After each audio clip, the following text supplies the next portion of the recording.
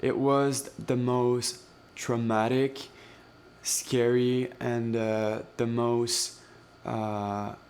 the saddest day I've ever been through. It was September 17th, and I was feeling a little depressed, a little lonely. I was freshly moved in. I was living on my own for the first time in my whole life, which is a really big step. I was not as happy as I should have been because my mom was not really approving of my decision to move. So, I was feeling a little depressed and I decided, why not smoke a joint? I was just literally looking to feel different.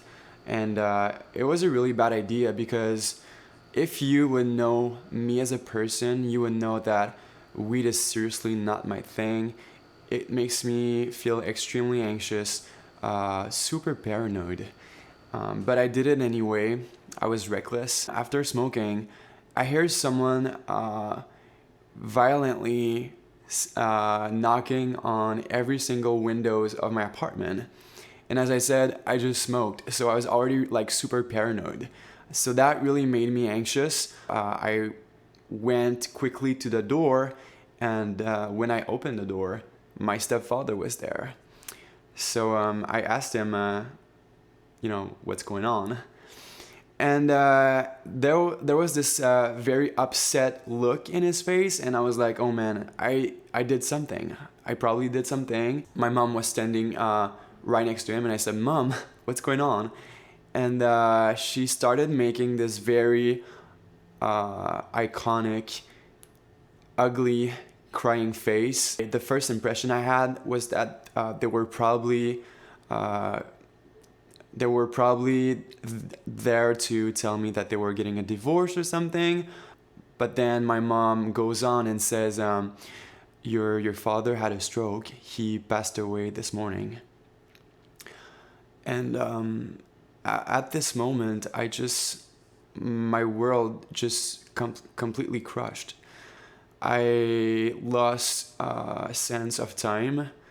It felt like I was not even living anymore. I was completely lost, and my first reaction was actually I had no emotion and I couldn't believe it, and it lasted for minutes. That I was just like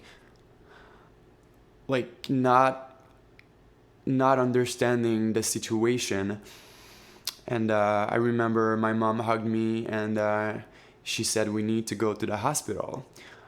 It was a lot of information in a really small amount of time. My stepfather drove and I sat in the back of the car, and my little sister Lisa Marie was there.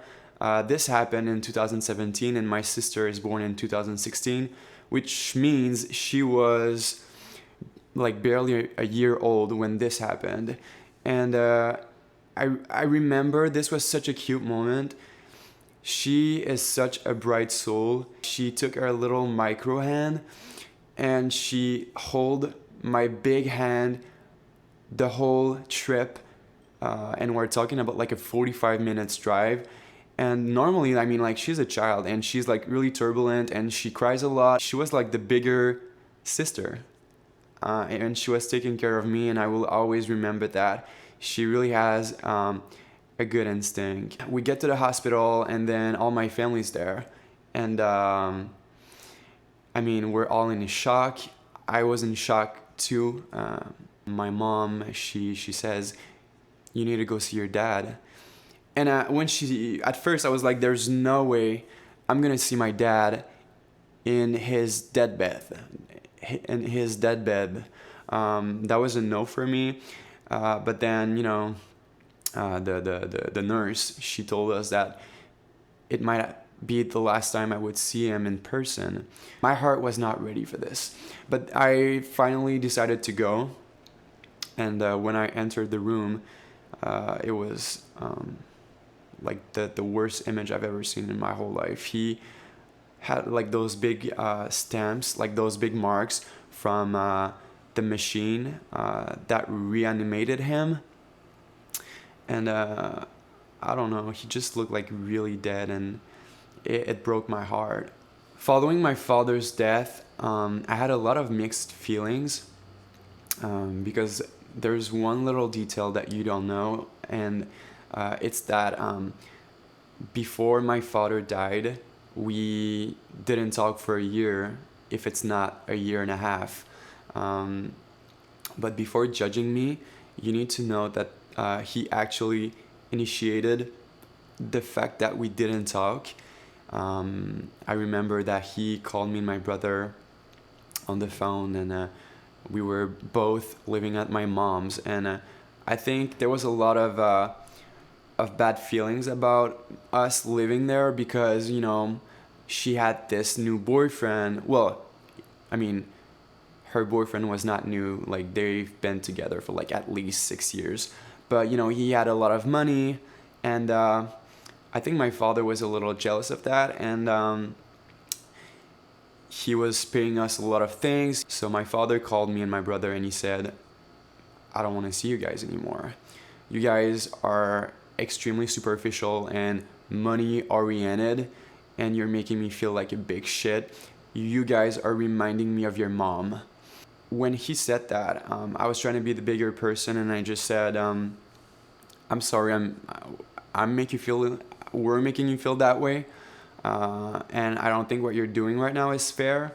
And I just accepted what he said, and I did not ran for his love, because to me, a parent should give their child unconditional love, and I mean love itself. Even when it's a relationship, it needs to be unconditional. He was loving us with conditions, and there was no way I was gonna fall into this trap.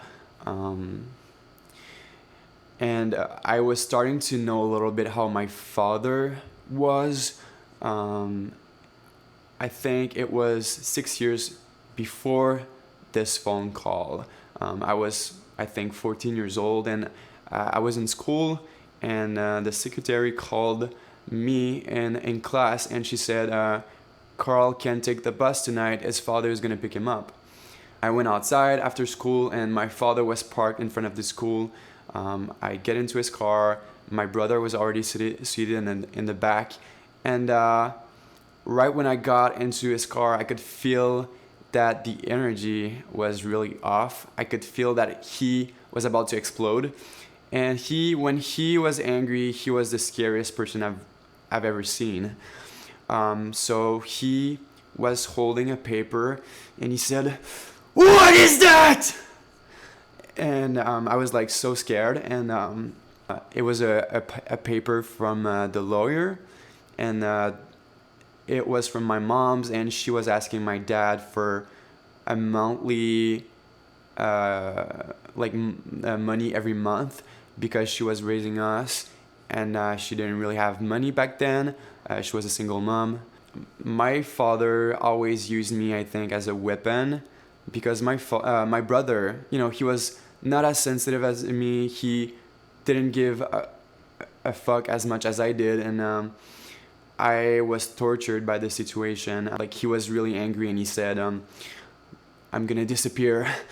I'm gonna go in another country, and you guys are never gonna see me anymore. And this bitch, she's trying to destroy me or something. And when he said this bitch, he was talking about my mom. So he was really verbally abusive of my mom sometimes. So I called my mom right at this second, and I said, I was crying, obviously. I was in shock, and I said, Mom, you cannot do that to Dad. You cannot make him pay this amount of money. It's a lot of money, and he can't afford it. Now, being older, I realized that he should have paid that money. She took off. She decided not to ask him the money anymore. And she was working like very crappy jobs. She was working as a waitress in a strip club, and she also was working for a man in a wheelchair that could do nothing. So she was literally doing everything for him. I'm also grateful for my dad. He's not a bad person. I think he had many issues going on, and I have to say, maybe he had a point when he called us that one day and didn't want to talk to us anymore. I do believe I was becoming a little bit of a brat, a spoiled brat, and I was blind to notice. And maybe he opened my eyes in a very shitty way, if I could say. But yeah, this is the whole story of my dad's death and everything that goes with it. The reason why I'm making this video today is because I think it's important to be vulnerable and really talk about the things that affected you. The more vulnerable you will be, the more powerful you will be as well. And when you show your real self, when you're nude in front of people, there's not many things people can do. So that's why I think it's really important to really be vulnerable. And thank you so much for watching. I hope you appreciated this video. I know it's a more serious video, but thank you so much for staying, and we'll see each other for another video next week. Love you guys. Mwah.